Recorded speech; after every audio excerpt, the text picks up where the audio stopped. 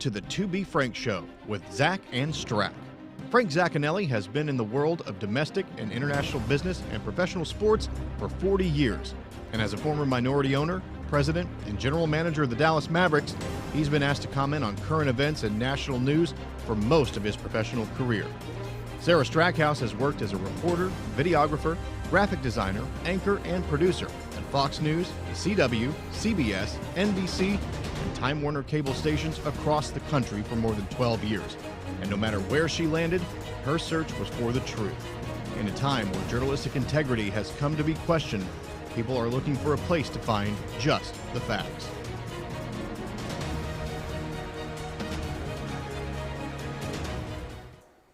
Hello and welcome to the To Be Frank Show with Frank Zaccanelli and Sarah Strack. I'm Zacc, you're Strack. Zacc and Strack, there we go.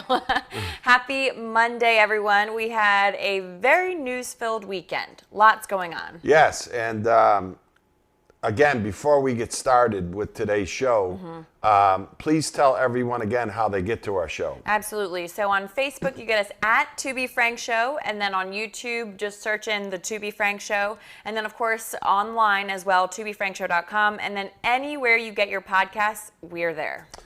So the Queen sprained her back. Okay. And she now, I love the Queen. Yes. Okay, we covered the Queen. Yes, we have many covered times, the Queen. yes. I believe, we talked about this, the monarchy should probably change when she passes, but not until then. I hope she lives longer. Yep.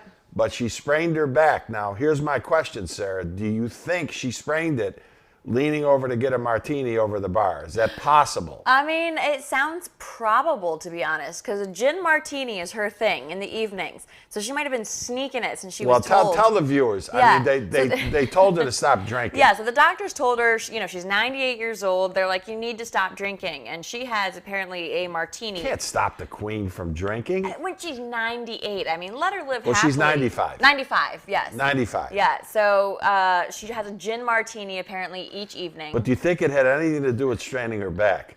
I mean, probably not, but... All right, but it's a possibility. It's a possibility. And then you wake up this morning and some nut job in Fort Worth. We shoot the show from Dallas. So Fort Worth is the neighboring city here. And he shows up at a school board function. Yep. And basically threatens the school board and the parents with he has, quote unquote, 100 soldiers. Or 1,000 or soldiers. 1,000 soldiers. 1,000 soldiers ready to go. Yeah, locked and loaded. So Malik Austin was at the Fort Worth Independent School District board meeting, and this happened November 9th. Apparently he was saying that we are not our ancestors, and I got over 1,000 soldiers ready to go. He said, in fact, after he was done speaking, he was escorted out by police, and he said, next time they're coming with me. Well, he should be sent to the psychiatric ward. He doesn't have 1,000 soldiers. He doesn't have 1,000 of anything. Very threatening. But he doesn't have 1,000 of anything. Yeah, but just unbelievable. This is where it's going, though, right? Yep. I mean, this is the craziness that is being perpetrated, really, by some of these discussions and these arguments, and people just can't hold themselves. Are completely extreme. That's the biggest issue, is these conversations are getting so extreme. So any kind of nut job comes in and starts, running his mouth like that and talking about having 1,000 soldiers and all ready to, storm the board meeting. It's just unbelievable. Yeah, and that's going to lead into, in just a second, our first live news segment, which is the Southwest Airlines mess. Yep. Where again, another flight attendant, gets attacked. This time pretty bad. She got out of the hospital, I guess, but we'll get into that. Yeah. The third kind of offbeat story that I saw this morning is MSNBC's Stephanie Ruhle. You can look her up. She, again, is left off the page. And her comment, and I want to make sure I get this right, because it's kind of upsetting to me. Stephanie Ruhle says Americans can afford more expensive groceries. Now, why would anyone in their right mind say that, let alone being a person on television? Well, first off, she's clearly not in her right mind. Yeah. Second off, she is so I mean, just clearly so removed from the general public to say something like that, completely tone deaf. I think it's worse than that. I think it's anything that criticizes Joe Biden in MSNBC's mind hurts the movement, and so therefore they'll say the most ridiculous things known to man. Well, just as a journalist, it makes you lose credibility, and I hope people see that. Well, and this happens on both sides of the economic spectrum because, again, this is not a political show. Right. You know, over here on the right side, you got crazy Mike, the My Pillow guy, right, who still says every month the Supreme Court's overturning the election. The Supreme Court's not overturning the election. And Chris Christie said something that I thought this weekend was very interesting. He said, if the Republican Party continues to talk about that, they're going to lose a lot of ground. I agree with that. Yeah. It's time. And they got to move on. Forward. They got to move on. Yeah. So in moving on, let's go to live news.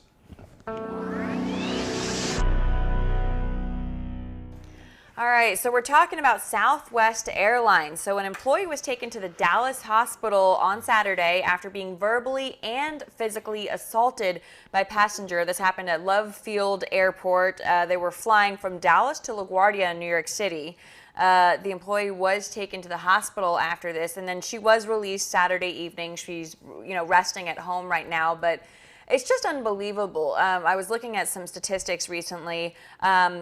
Since 2021, according to the FAA, the Federal Aviation Administration, flight crews have reported 5,114 unruly passengers. Okay, so this passenger or this passenger who created this mess, her name is Ariel Jean Jackson.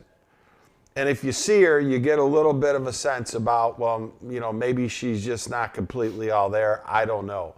But Sarah, here's my question. Is this the same scenario that's creating the situation with the guy in Fort Worth going to the school board meeting saying he's got 1,000 soldiers? Is this the same craziness that it seems our country and our world is in the middle of? So I think yes, I think there are a lot of things adding to the crazy and on-edgeness, if you will, of the people in this country right now.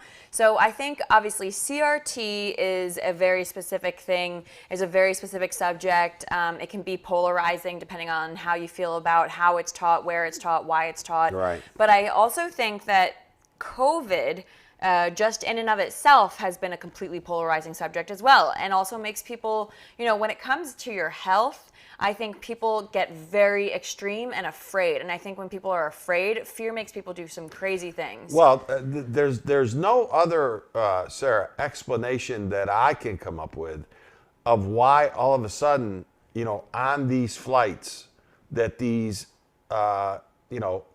airline employees, Yeah. I mean, across the board, whether they're in the airplane, outside the airplane, everyone seems to be at risk in today's world. And I just, I can only chalk it up to the fact that people have lost a little bit of their compass when it comes down to this COVID thing and being cooped up. And then your point exactly about, they're worried that their health is in jeopardy.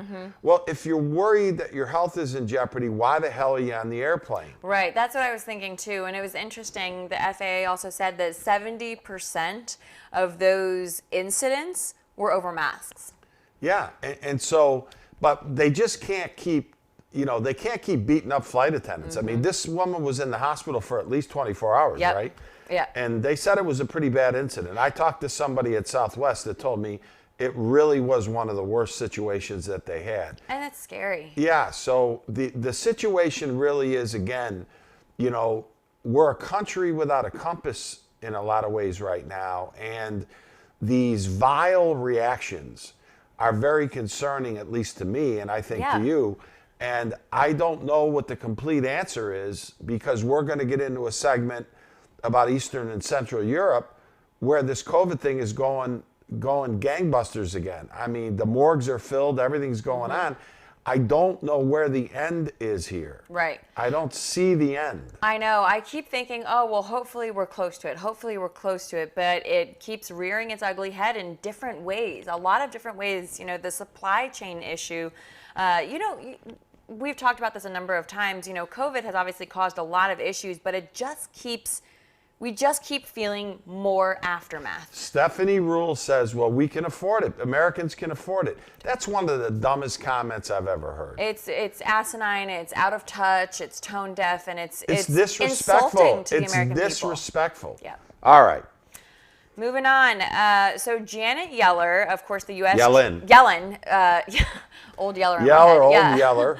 Janet Yellen, who is the U.S. Treasury Secretary, has admitted that labor force participation is quite depressed compared to pre-pandemic levels. Okay. Thank you, right, Miss Yellen, for stating the obvious. For finally stating the obvious. Yeah, because the Biden administration was for months. This is temporary. This is this. This is that. I'll give you a couple of statistics. The Labor Department recorded 10.4 million job openings at the end of August, the highest on record since at least 2000. Mm-hmm. So we're talking 21 years now. But here's another stat that I think sums it up and rounds it out. 4.3 million people have quit their jobs during the time that the Biden administration was giving out some of this free money. They've just quit their jobs. And the Biden administration does not want, in any way, shape, or form, Sarah, to take any of the responsibility here because of their programs. And you got to remember, their program, which ended in September, was paying additional monies to these people who were staying home. And they don't want any part of this. This is COVID, this is this. Well, Yellen finally now had to admit the obvious, that this is here to stay. This is a situation where workers are not going to work. They've quit their jobs, but yet they're not going back into the workforce based on the numbers that I've given. Right. That's not a good scenario. Yeah. Well, and even the month before, there were 11.1 million openings. And it's completely ridiculous that people are being paid essentially to stay home. And unfortunately, that's what's wrong with our society right now. The best that I can tell, that program is now ended. Yeah. But the problem is that we're not seeing the side where now people are going out into the job market again. Going back to work. The jobs are available, but people don't want to go back to work, it appears. And is COVID a small part of this? I think it's a part of it. But, I mean, people are afraid, okay, I'll give the Biden administration that. Right. What I can't give, though, is that's 100% of the problem. It's not. And to piggyback off of what you're saying, and I usually don't do this, but in the White House's defense, in the Biden administration's defense, I think a lot of, especially the millennial age group, has quit their normal 9-to-5 job, stayed home, and a lot of more people are working contract. And I don't think the contract, if you're your own, entrepreneur, unless you have it truly registered as an LLC, I don't think a lot of people are temporary work. Yes, freelancing, contract, even 1099. So I think a lot of people have stepped into that, but that's not to take away from the sheer amount of people that you're absolutely right are just deciding they've gotten money. Why would they go back to work? But the harsh reality is we don't have enough truck drivers. We don't have enough port people. Yep. We get back to the same thing. Yeah, we don't have enough teachers. We don't have enough nurses. We don't have enough police. We don't have enough of all of these key positions. So this can't just be one thing. No. That's my point. There are multiple things, but the Secretary of the Treasury, Janet Yellen, has finally now had to come out and say, yes, the workforce is plummeting. The amount of people that are looking for jobs has plummeted. And we'll see what happens, Sarah, over the next couple of months, because all this government money has run out. Now, the last thing I'm going to say on this was government money that we didn't have. We don't have a surplus of money. We're broke.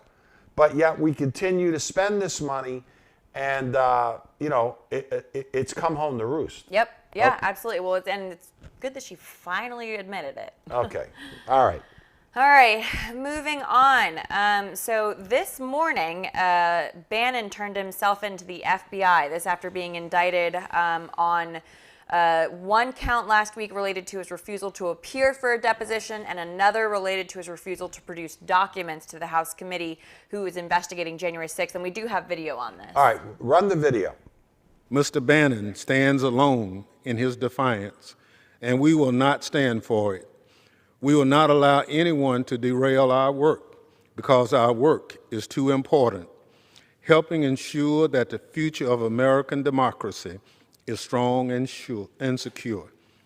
Mr. Bannon's own public statements make clear he knew what was going to happen before it did, and thus he must have been aware of and may well have been involved in the planning of everything that played out on that day. So each of his counts carry a minimum of 30 days and a maximum of 1 year in jail. That's according to the Department of Justice. And basically this all comes from October. The House January 6th committee subpoenaed documents and a testimony from Bannon. People are saying that Trump has told him not to testify, not release these papers. Well, we don't know that. Yeah. What I would tell you is a congressional subpoena is a serious issue. If they ask for docs and they ask for depots, these are things that the average person has to comply with. Right. Bannon has always come off to me, Sarah, as a very arrogant guy. I never really liked him. And Trump didn't like him that much either, because in August 2017, he fired him. Well, it's interesting. He still fired gets him. labeled as a Trump ally on all of Well, the he might be. left-wing He might be. media outlets. But I mean, when the January 6th event occurred, which was a mess, and the bottom line to that one is that now there's there's a group that is now in Congress that is investigating this thing. When you don't honor a subpoena, you know, to the average person now, and I want your view on this, but to the average person, I believe it looks like, well, what do you got to hide? Oh, yeah, it seems. Anytime you're asked to produce documents and you don't want to produce them, it seems guilty. Like, for example, like all of the issues when Trump was running, talking about his taxes. Everyone wanted to see his taxes. He didn't want to release them. It makes him look guilty. Well, But that's a problem that I've had though, because I believe he didn't want to show his taxes because he didn't pay much taxes because he had every loophole in the world. Okay, right. If he did that and it's not illegal and he played inside the rules, then I don't really have a gigantic problem with it. If you don't like the rules in Congress, change them. Fix them. But Trump's whole thing was, I don't think he wanted to divulge how little he paid, and I probably think, it's my opinion, he didn't want to show how little he gave to charity out of his own money. Interesting. And so that's always an issue. But getting back to Bannon, him and Trump have had a love-hate, okay? Now, was Bannon involved in this January 6th mess? I don't know. You know, we're going to find out. But when you defy a subpoena, all those things happen to you with people saying, well, what's his problem? And you come off as one of the most arrogant people on the planet. Right, right. You just seem guilty before you've even had a chance to testify. Yes. So all right. We'll see. We'll find out. All right. Kamala Harris, concerns over the immigration in the Polish border, not our border. All right. Let me get to this because this is an issue for me. Let me start out by saying CNN did a scathing, and this had to be, I'm not a written journalist. I have done some op-eds for different newspapers, but this had to be over 10,000 word synopsis that they did about Kamala Harris being disconnected. I mean, entirely. And I'm going to get to some of that. But they did a scathing piece. Now, for CNN to do that piece, it must be really bad. You would think Fox was doing it, right? Right. So Kamala Harris, when she's over in France, she decides that she's going to make a comment about the Polish border. Well, what's happening is Belarus, which is next to Poland, their migrants are coming in by the thousands into Poland. And she makes a comment about how she's concerned about that. But this is the same woman that was put in charge of our southern border. And has yet to visit. Where hundreds of thousands, well... No. You can't include El Paso. This article, though, adds some light into the fact of what I was projecting without knowing anything, that she was pigeonholed into this job. She didn't want to be the captain of the Titanic to take this on. So what does she do? She ignores it. But she talks then about Poland. I don't. Unbelievable. That's a bad look. Yeah. And we have some video commenting on this as well. All right. Well, that's globalism at its worst. America going around the world defending the borders of every single country but our own. And that's a big part of the reason that Donald Trump was elected, is that we want to press our government to secure our border here in the United States. This administration hasn't just failed to secure the border, they've purposefully, maliciously opened that border in order to facilitate illegal entry into our country in record-smashing numbers. And we were talking about that. This is why Trump was elected the years before, not for this election. That's what, in reference to that comment. Yeah. Well, the election is official.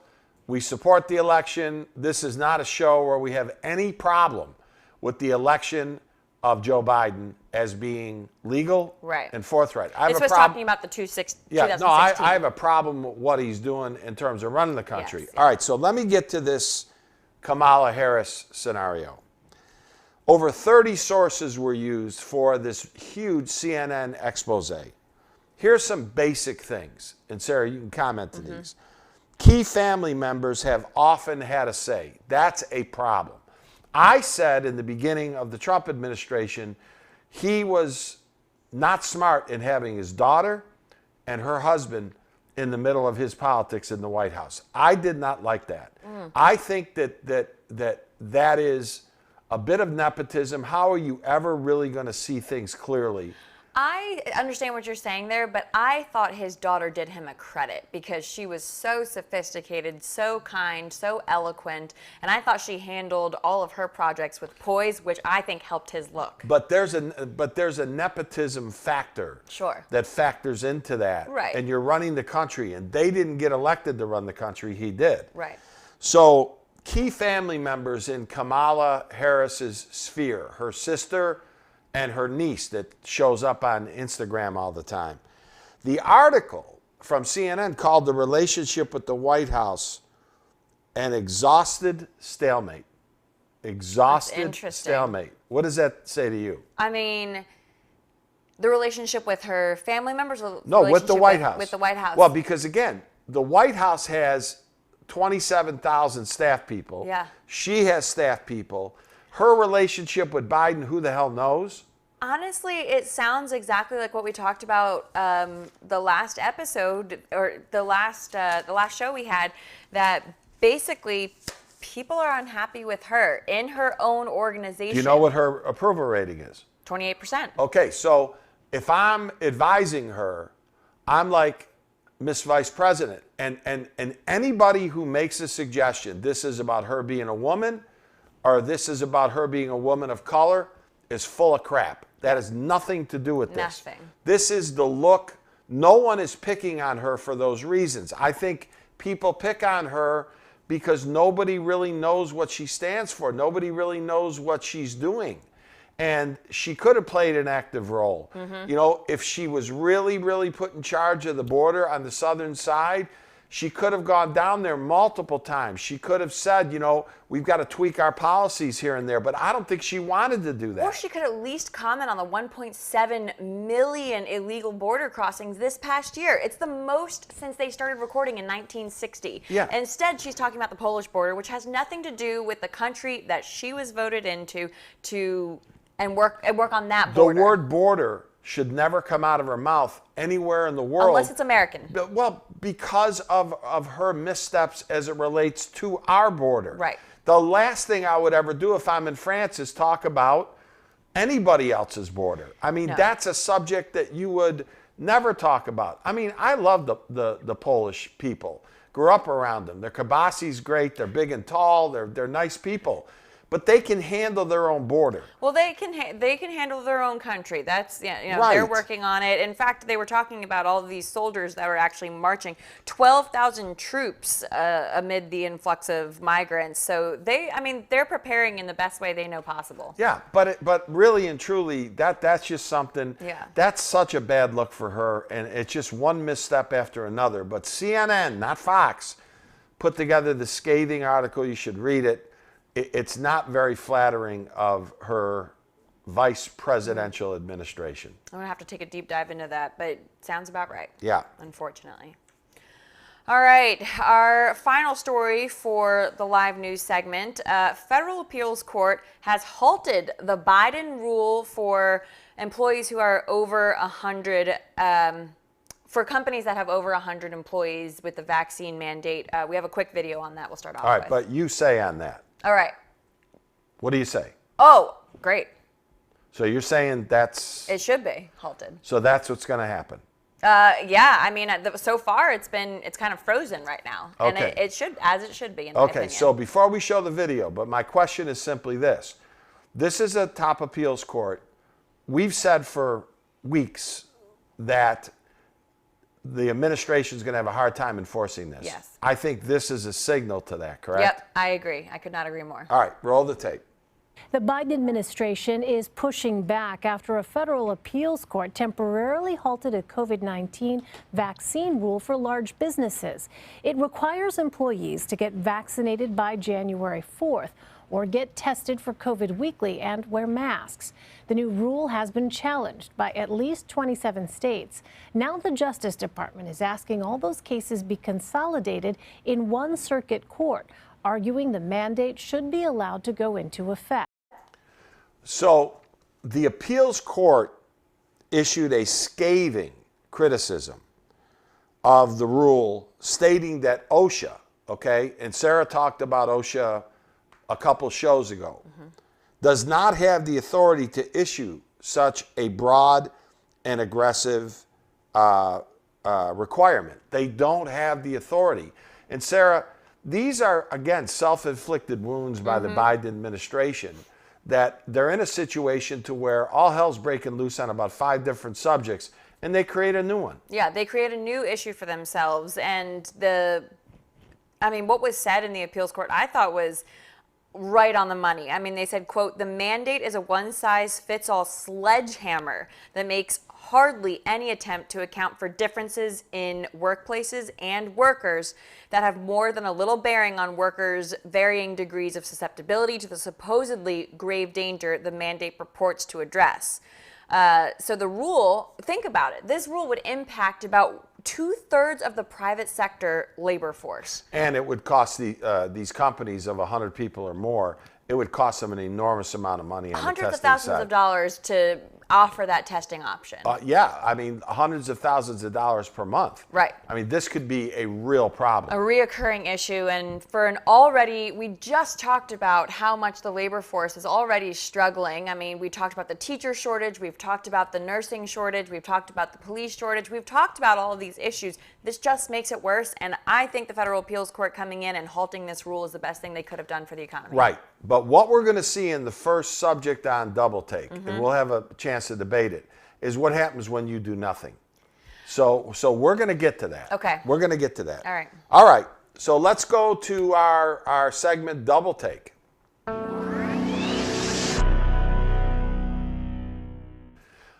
So the first item in Double Take is that the coronavirus is surging now in Central and Eastern Europe.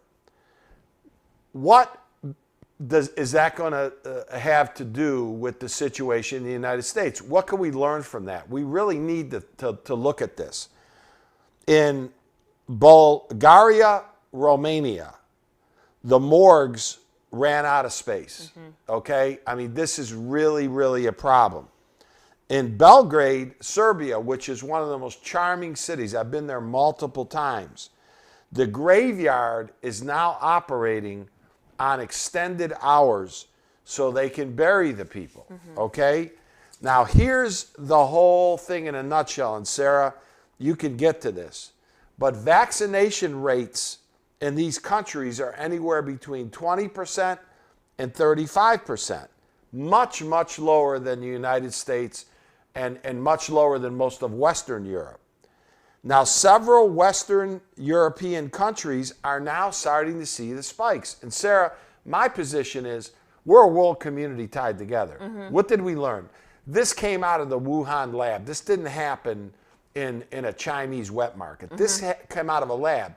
But what have we learned? It's infected the whole world. Right. So these surges are not going to be good for the rest of the world. I would agree with that, but I also think that our numbers were already declining before President Biden decided to put a vaccine mandate in place. So I'm still not for mandates. And I think that, we're talking about taking a page out of their book, what happens when you do nothing. I mean, the American people are smart. The American people are educated. I think if they feel at risk, they will get the vaccine or they will not, and they will live their life in a different way. So I think that this is such a specific to Romania, specific to the Serbian capital. This is very different than here in America. And I don't think that mandates are going to help us I'm here. not for mandates, Yeah. but do you agree we're a world community? Absolutely. With travel all around, the international Absolutely. travel?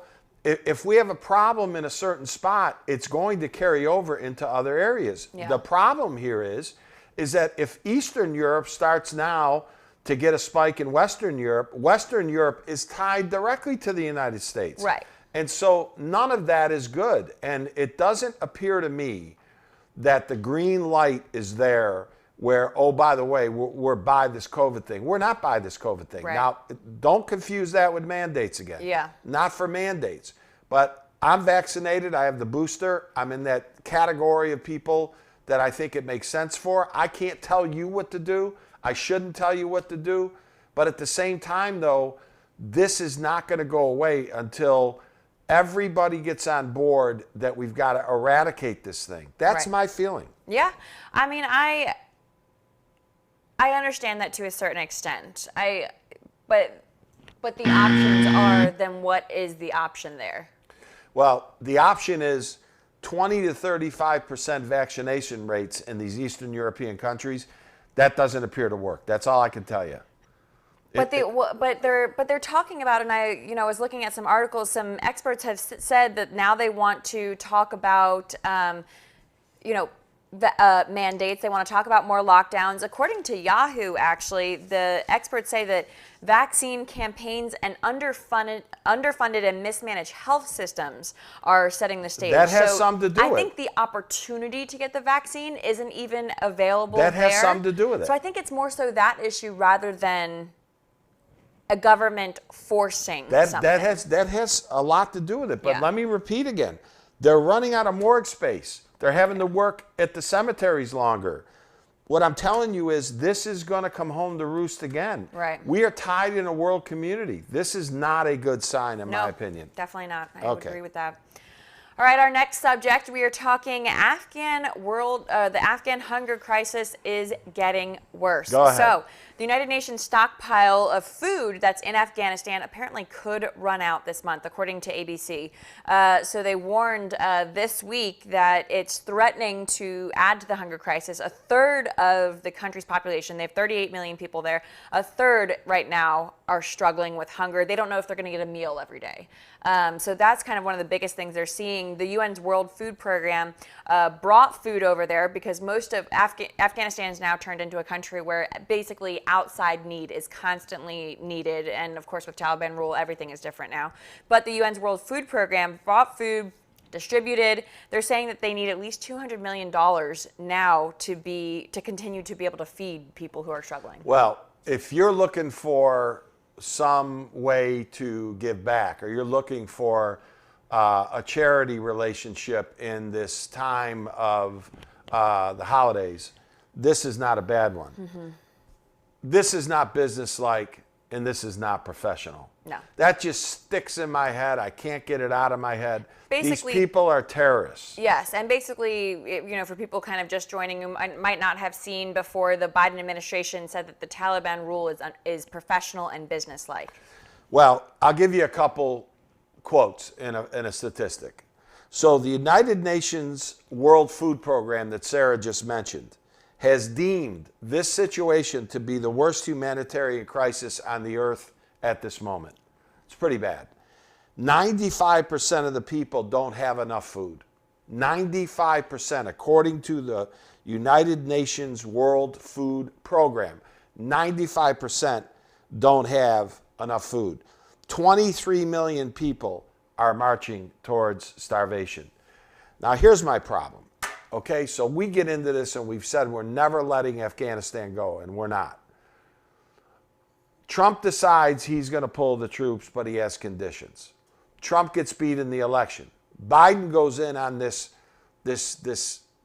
arbitrary political date of August 31st and says we're getting the hell out of there. He gets the hell out of there, okay?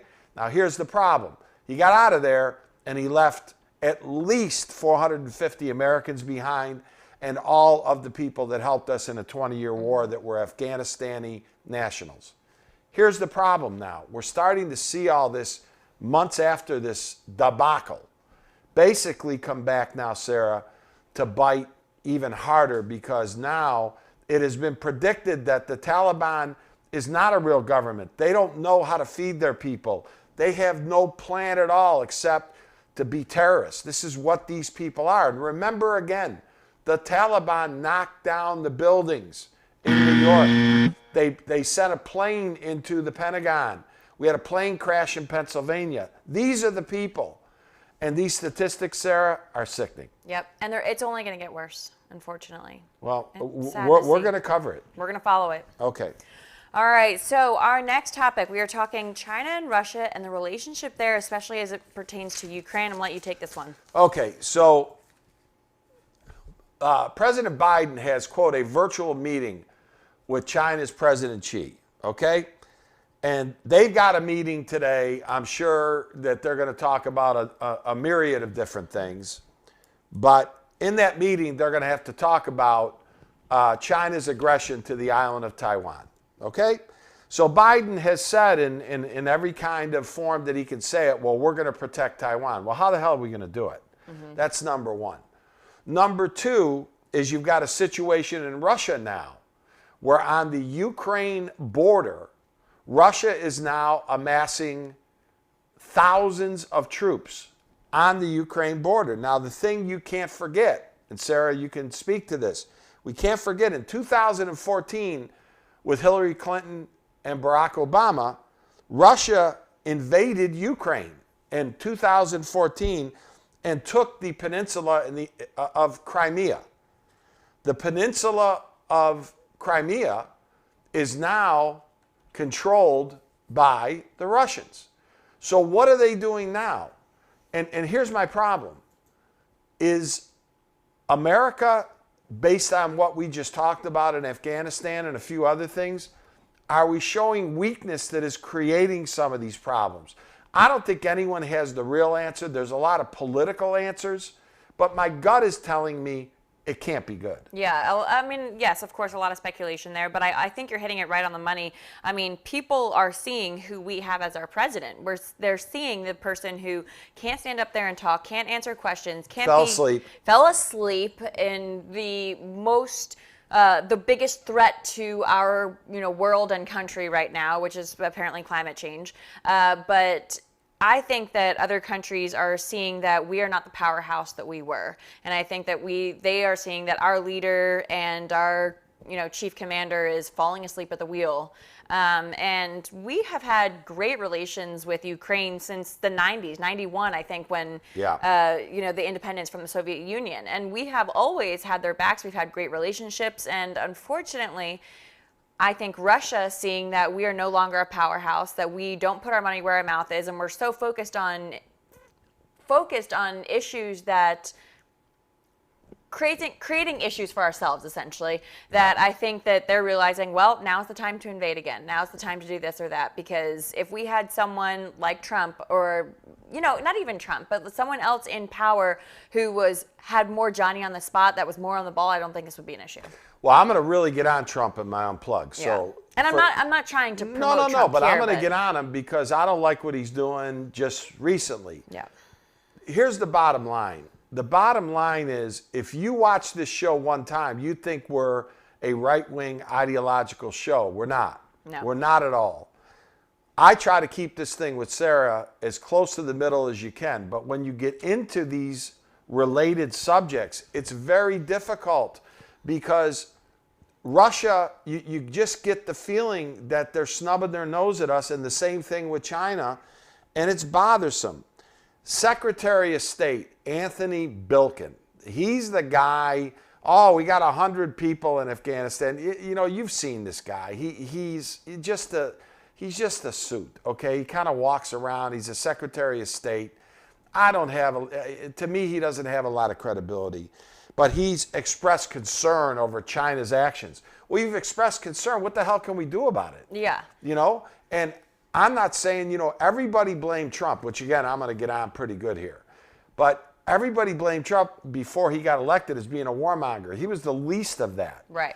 But I think that we had peace through strength. Yep. Today, you just have to wonder. And I'll leave you with this, Sarah, and you can have the last word here.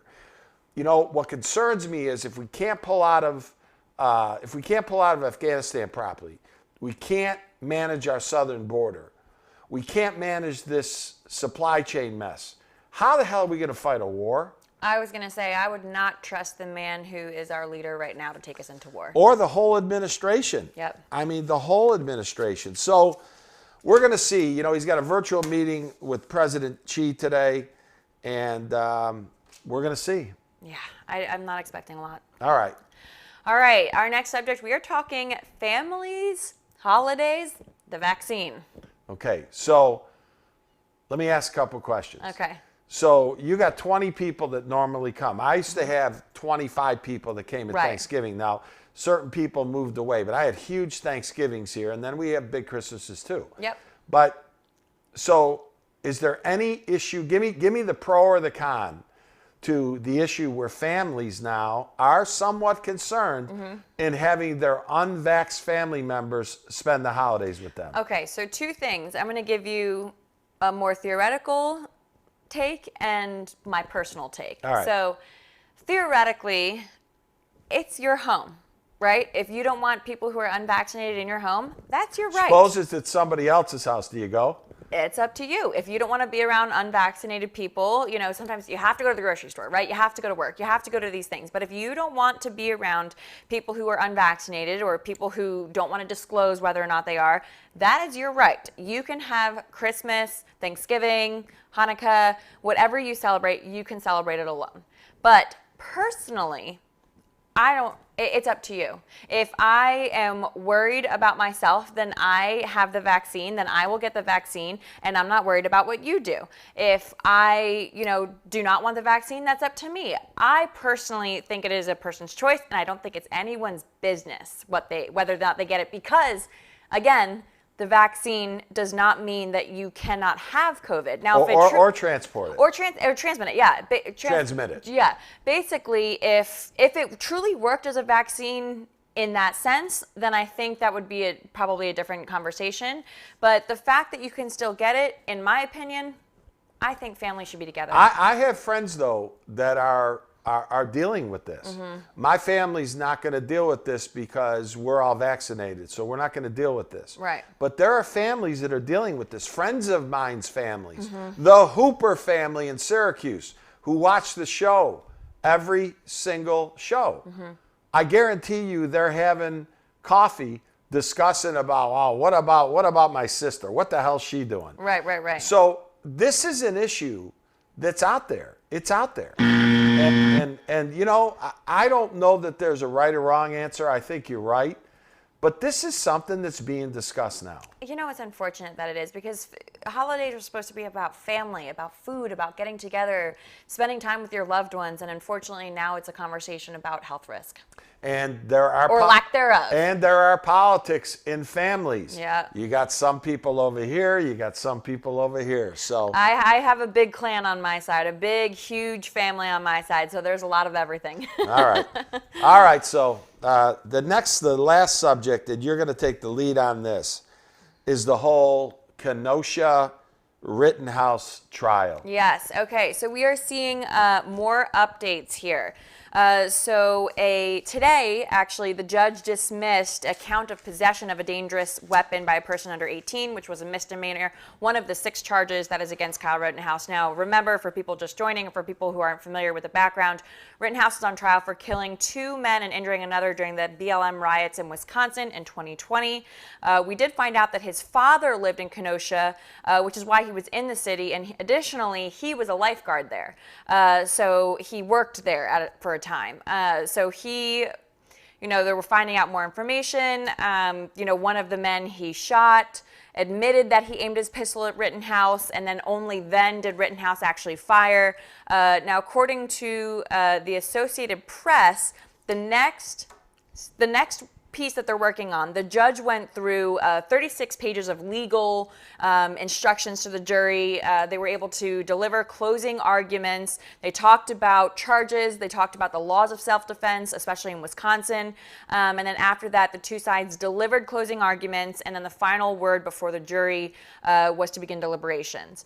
Now, we've talked a little bit about the law in Wisconsin. They do not have a stand your ground law. So stand your ground in other states generally allow people to claim self-defense without first needing to retreat when they're outside of their home or their business.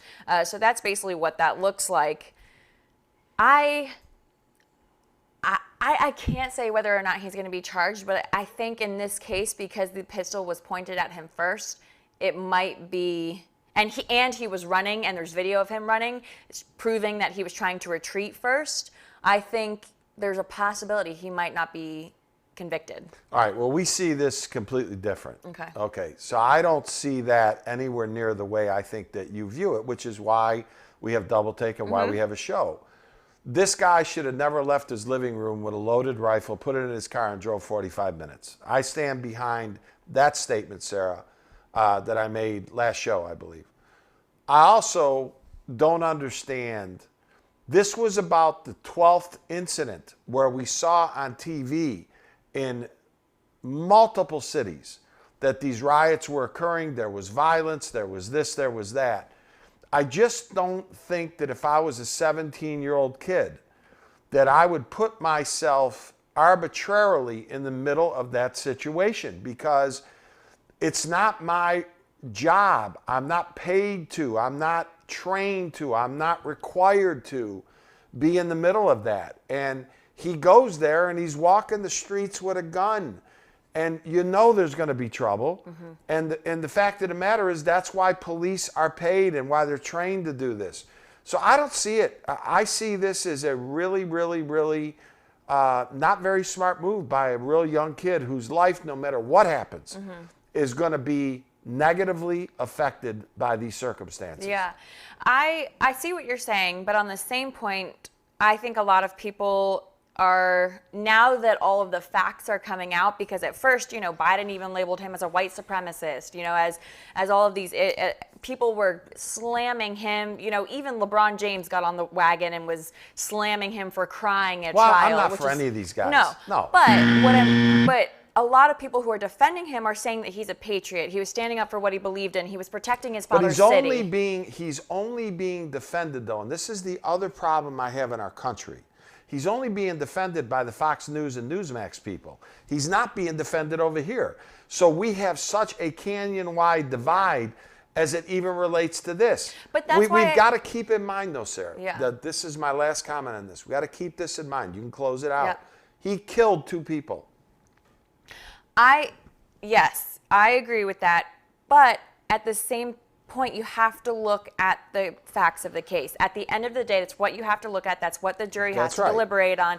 And he felt his life was in danger. Now, I did see on Fox News, and I'm in no way, shape, or form defending this, but the first gentleman that he did shoot and kill was actually, he had already been charged and convicted for raping 5 young boys. Didn't mean he needed to be shot in the Did not mean. Agreed. And I'm not claiming that. But I'm just saying that, and that is, again, that's outside the facts of the case. So that should not be included in this case in theory. But if you're talking about just the facts of the case, I think there's a chance that he might not be If he was your convicted. nephew, would you tell him stay home with your rifle? I would say do not go and involve yourself. All right. Absolutely. But I also don't fault him for doing it. Well, I do. So There you go. there's the great debate. There you go. All right. All right. Now, Frank Unplugged. Yes.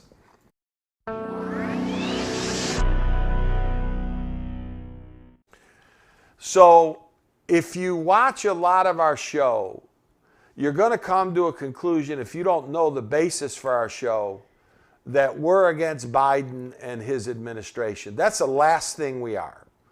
Biden and his administration with his Vice President Kamala Harris is giving us every reason in the world to be critical. But to show that this show is far from a ideologically based, this is all we talk about show, I got a big problem with Donald Trump, and I want to tell everybody why I have a problem. Now, a few shows ago in the basic section of it, I talked about Republican candidates for 2024 that are a little younger than Donald Trump, are a little less controversial than Donald Trump. I'll give you the four: Chris Christie, Tom Cotton, Ted Cruz, and the governor from DeSantis from Florida. Those were the four individuals that I said are going to be rivaling whatever Donald Trump does or does not do leading up to 2024, okay?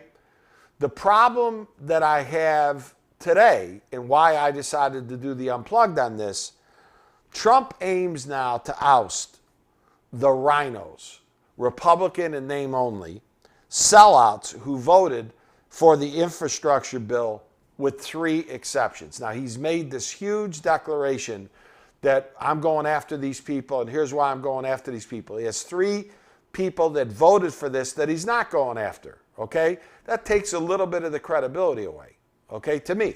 Takes a little bit. Did they make a side deal? What's the story? I don't know. But he is using his influence, okay? I've said this all along. I don't think the infrastructure bill should have been passed until we completely and totally understood how it was going to be paid for. Our country is broke. We have a $29 trillion debt that's climbing. We have deficits of over $1 trillion every year that's adding to the debt. We don't have the money to do these things. These 13 Republicans cross over. And I got a gigantic problem with this, is that the Senate approved this thing 3 months before the House approved it. But if there were changes and there were additions to the bill, which I covered last Unplugged, of all this other stuff that's not infrastructure, why didn't it go back to Mitch McConnell? Why is it being signed today? Somebody's got to explain this to me. And again, I say it every time I hit this subject. Shame on the national media for not getting to the bottom of it. I thought your mantra was to protect the American people. Well, what are you doing on this one? Okay? I don't hear anybody talking about how it's going to be paid for. Trump's quote, "In saving America, it starts by saving the GOP from RINO sellouts and known losers." That's his comment. That's one of the reasons why his abrasiveness is not completely accepted in the center where I sit, okay? And I will tell you, in 2016, I voted for Trump. I thought having a businessman in there, I thought that all the things, and he did some really, really, really good things, with the economy and with jobs and pro-America stuff and the border that I thought were really, really good things. He did really good things. But he can't control himself. And this is a sense of arrogance that I'm going to decide, with my 38% base, okay? Because that's about the size of his base, 38 to 40%. You got to remember, Biden has about 40% over here, and Trump has about 40% over here, and in the middle there's 20%, which I personally sit, okay? These are the people that are going to dictate where the country goes, because these bases are pretty well cemented, okay? And you've got, Trump supporters that if they saw him shooting somebody on TV, they wouldn't convict him, all right? But he has called for primarying 11 people in Congress, which means I'm going to find people, this is what Donald Trump is saying, and we're going to run against you because you didn't vote the way that I thought. I would love to have the Republicans basically say to those 13 Republicans, I would love to hear the Republican Party say, listen, if you voted for this, you shouldn't have voted for it because it's a situation where we don't know how we're going to pay for it. If they said that, they would have my attention. But what they say is they say, You gave Biden the victory, and we had him on the ropes, and you're a traitor, and you're a loser. I mean, Trump calls these people losers. You don't use that kind of language. You don't want your kids using that kind of language. So there were 3 House Republicans that were, for whatever the reason, left off, but he's going after 11 of them. So what does this mean for the GOP moving forward? Okay? There are many inside the GOP, that believe that Trump is going to run again, and he's going to announce sometime after the midterms for all of these election finance laws that he's got to stay inside of, and that he's going to try to steamroller the Republican Party into nominating him again and putting him back in the White House. I personally don't think that's what's best for our country. I think Donald Trump does love his country. And again, I have to say it. I'll say it 100 times. He has done good things for his country when he was president. But he also became so abrasive, and he became so polarizing that people just turned themselves off. Donald Trump's big deal was he didn't manage the COVID thing in the beginning the way I thought he should have managed it. But in no way is that secondary to what Joe Biden's now doing on 17 different fronts, okay? This has not been a good run for our country. It just the last, 5 years. I thought the last year of Trump's presidency was really mired by this whole COVID thing. And it's not an easy thing. But to come in and use this heavy-handedness, I know deep down inside the party, they're concerned about that. I'm concerned about it because I'd like to see a reasonable process. And if Donald Trump, which he's an American citizen, wants to run again, I support that. He has every reason in the world to do it. But I'd like to see it not have the fervor and the speak and some of the rhetoric that I think we're going to see, that I think is going to be really, really, really divisive in this country. And Sarah, I know that, you, because you've talked about it on the show, that you agree with me that Trump has done some really good things when he was president. And you look at this presidency of Joe Biden and you kind of just, shake your head. But do you see what I see on the horizon, that there's going to be a civil war inside the Republican Party? And this is an indication where you're going after people now publicly. This is an indication that it's not going to be nice. I agree with that. And unfortunately, it's not something the Republican Party can afford if they want to win the House, when elections roll back around, when the presidential elections roll back around. And unfortunately, everything you're saying is, in my mind, right on the money, because Trump, while maybe he has some good ideas moving forward, maybe, a lot of the party does agree that they're unhappy with the 12 who voted for this. 13 who voted for this. But unfortunately, the way he's coming at it, the words that are coming out of his mouth, it's the issue that people have had with him all along. They can't stand the way he addresses and his lack of eloquency, the lack of, care and how he uses his words. And for someone who is supposed to be the president of the United States, or the former president of the United States, or someone who is running for that position, you generally see them as someone with more sophistication than what he's portraying when he does this. There's a decorum, Sarah. I think that's a good word. There's a decorum about a president and a former president and how they carry themselves. We've lost some of that. But getting back to the situation, I know that last time I brought it up, you had mentioned Chris Christie and you liked DeSantis and some of the other things. I can't see anything that's going to stop this from being the foreshadowing for what's about to occur, because I think anybody who disagrees with Trump is going to get into his crosshairs. Yeah, and I hope that doesn't pull apart the party worse. Right, because I think our country needs the Republican Party now to be strong. Again, I'm not condoning Democrat, Republican, or anything, but if you're a Democrat and you're out there and you're a liberal and you're watching our show, thank you for watching.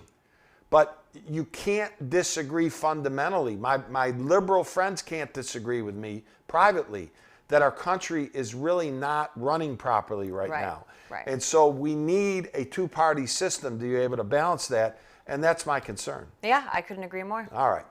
Well, time now for headlines.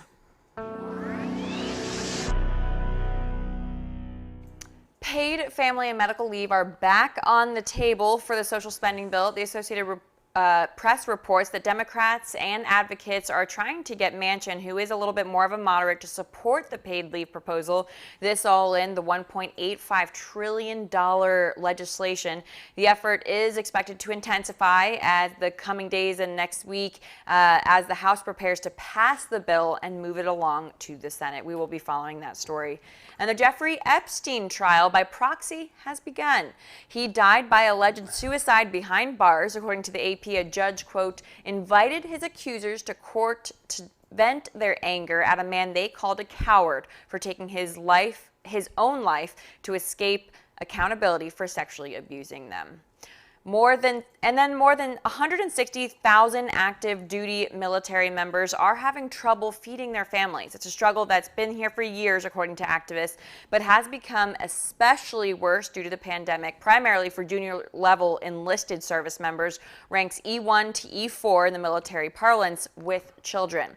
Then on top of that, while inflation is impacting all walks of life, families who have children are seeing the worst of it. Food and clothing for children have shot up. In fact, Bloomberg reports that baby foods are up 7.9% year over year, which is the fastest it's grown since 2008. Prices are expected to go higher through the end of the year.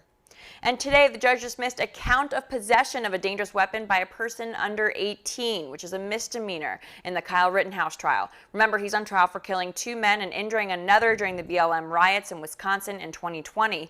In the trial, he explained he was there because his father lived there and he worked as a lifeguard in Kenosha. One of the men he shot admitted he had aimed his pistol at Rittenhouse and only then did Rittenhouse fire. Today, the two sides delivered closing arguments and the final word before the jury was able to begin deliberations. And 12 unvaccinated NYPD officers are transferring to Florida after Governor DeSantis pledged to give unvaccinated officers from out of state a $5,000 signing bonus to go to Florida.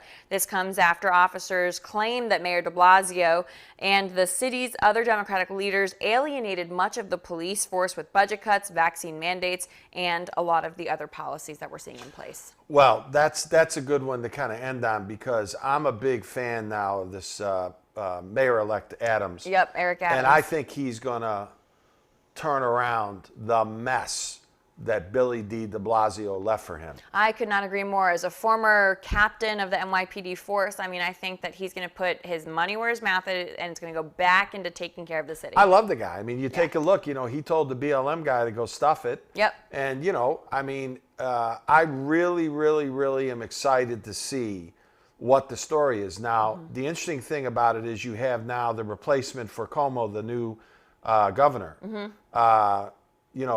He'll have to work in conjunction with her on some of this stuff. Right.